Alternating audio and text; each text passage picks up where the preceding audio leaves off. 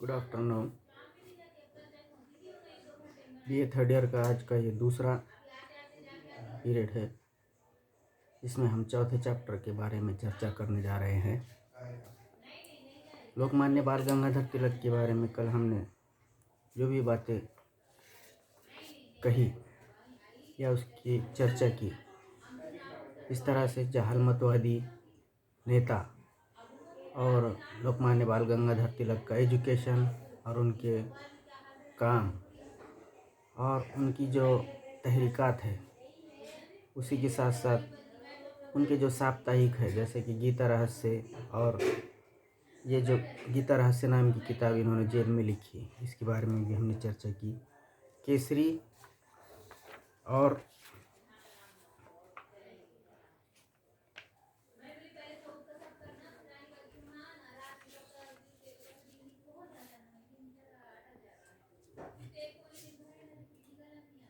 Maratha,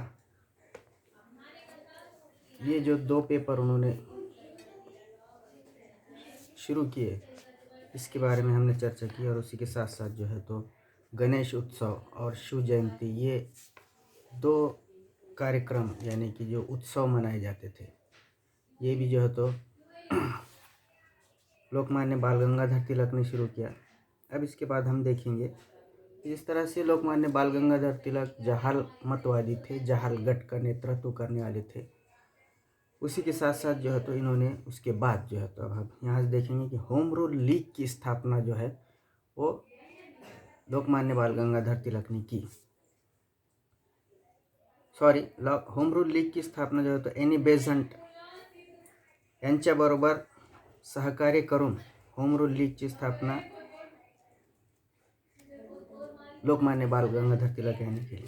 doctor any Besant इनके साथ रहते हुए लोकमान्य बाल गंगाधर तिलक ने होम रूल लीग की स्थापना की। और उसके बाद जो है तो मजदूर पक्ष का संधान। अब मजदूर पक्ष का जो संधान है वो इस बारे में हम चर्चा करते हुए ये समझने की कोशिश करेंगे की इंग्लंडमध्ये असताना लोकमान्य टिळकांनी मजूर पक्षाशी संधान बांधून स्वराज्याबाबतच्या चळवळीला त्यांचा पाठिंबा मिळवला। 1919च्या सुधारणाबाबत त्यांनी प्रतियोग सहकारितेची धोरण स्वीकारले आणि जे मिळते ते स्वीकारून उरलेल्याबाबत संघर्ष चालू ठेवण्याचा मार्ग योग्य असल्याचे प्रतिपादन केले। 1920 मध्ये त्यांनी काँग्रेस डेमोक्रॅटिक पक्षाची स्थापना केली। 1920 मध्ये त्यांनी काँग्रेस डेमोक्रेटिक पक्षाची स्थापना केली। ये ऑब्जेक्टिव्ह में पूछा जा सकता है। पुण्यात 1 ऑगस्ट 1920 रोजी लोकमान्य टिळकांचे देहावसान झाले।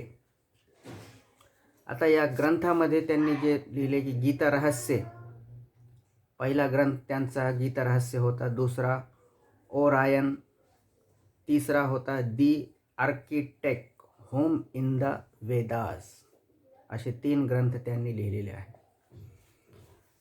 त्यानंतर स्वराज्याचे ध्येय। आता स्वराज्याचे ध्येय काय आहे तर त्यांनी असं म्हटले की टिळकांनी आपले जीवन राष्ट्रीय चळवळीस वाहून घेतले आणि स्वराज्य हा माझा जन्मसिद्ध हक आहे। स्वराज्य ये मेरा पैदाइशी हक है और मैं उसे हासिल करके रहूँगा, ये नारा जो है तो लोकमान्य बाल गंगाधर तिलक ने लगाया। तो मी मिळवणारच, अशा ध्येयाने ती चळवळ चालू ठेवली। ब्रिटिश सत्तेबाबत त्यांनी भारतीयांच्या मनात तीव्र असंतोषाचे जनक अशा प्रकारे केले आहेत। तीव्र असंतोषाचे जनक यानी कि ड्रास्टिक जो है तो हम कहेंगे यहाँ पे असंतोष को निर्माण करने वाला एक जनक जो है तो यहाँ पर हमको देखने को मिलेगा।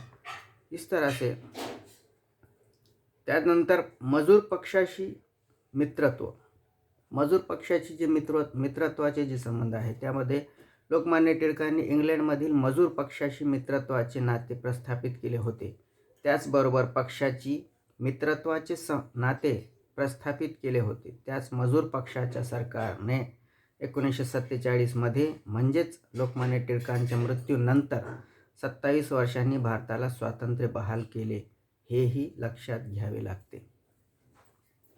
लोकमान्य टिळकांचे सामाजिक सुधारणाबाबतचे विचार आहेत, त्याबाबत आपण चर्चा करणार आहोत। त्यामध्ये नंबर 1 आहे तत्त्वज्ञानाचा विकास. टिळकांनी समाज सुधारणेचे तत्त्वज्ञान मांडले.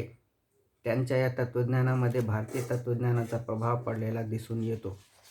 या भारतीय तत्त्वज्ञानाचा जो प्रभाव आहे त्यामध्ये टिळकांनी राजकीय सुधारणांना प्राधान्य दिले. राजकीय सुधारणांना तर प्राधान्य दिले आहे, परंतु त्यानंतर त्यांनी समाज सुधारणेला आणि धर्म सुधारणेला देखील महत्त्व दिलेले आहेत. राजकीय सुधारणेनंतर सामाजिक सुधारणेचा विचार करावयास हवा असे त्यांचे मत होते. टिळकापूर्वी सामाजिक सुधारणेचे तत्त्वज्ञान बरेच पुढे आले. त्याचे कारण भारतीय धर्म मताचा परंपरावादाचा पाश्चात्य विचारसरणीशी झालेल्या संघर्षातून समाज सुधारणेबाबतचे तत्त्वज्ञान विकसित झाले. संघर्षाची सुरुवात त्या काळात प्रार्थना समाज व ब्रह्मो समाजाने पाश्चात्य संस्कृतीचा स्वीकार केला. आर्य समाजाने प्राचीन वेदाकडे वळावे, पाश्चात्य पद्धतीचा स्वीकार करू नये असे सांगितले. त्यामुळे संघर्षाला सुरुवात झाली. आता यामध्ये भारतीय सामाजिक जी स्थिती आहे त्या स्थितीबद्दल आपण चर्चा करू. लोकमान्य टिळक धार्मिक वृत्तीचे होते. त्यांची हिंदू धर्माविषयीची कल्पना व्यापक होती. त्यामध्ये धार्मिक बंधने जे आहे त्या धार्मिक बंधनाबद्दल ते इथे असे प्रतिपादन करतात की धर्मात देवासंबंधी व मानवासंबंधी कर्तव्याचा उल्लेख येतो. ही कर्तव्ये व्यक्तीवर सामाजिक व नैतिक बंधने घालतात. आता धार्मिक बाबतची जी बंधने आहे ती बंधने सामाजिक आणि नैतिक स्वरूपाची बंधने इथे घालतात आपल्याला दिसून येतात. परंतु नैतिक बंधने म्हणजे जी नीतिनियमांची जी पायरी आहे त्याबद्दल इथे विचार व्यक्त केला जातो.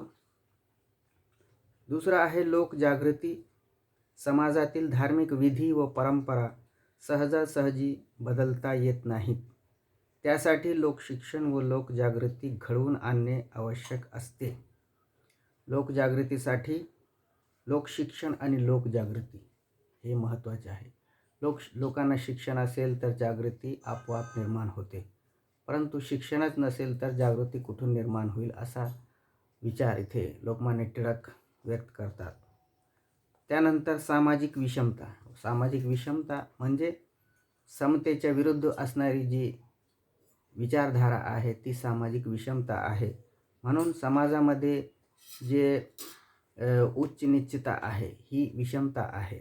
सामाजिक तेढपणा जो आहे तो विषमता आहे.